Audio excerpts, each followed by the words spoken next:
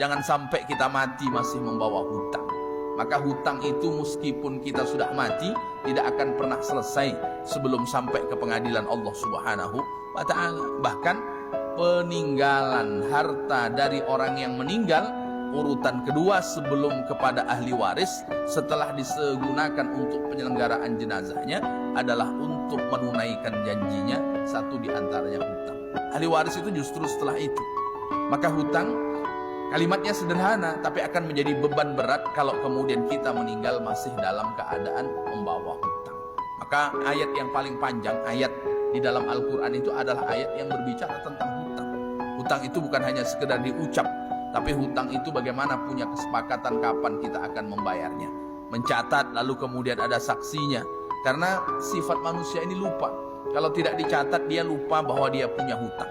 Yang paling ingat itu orang yang dihutangi. Dia ingat, tapi yang hutang ini biasanya sering lupa. Ya kalau lupa lalu kemudian tidak ada yang tahu kecuali orang yang dia pinjami. Lalu kemudian anak-anaknya tidak ada yang tahu. Lalu kemudian dia mati, dia meninggal. Maka dia ketika menghadap Allah masih membawa sesuatu yang disebut hutang.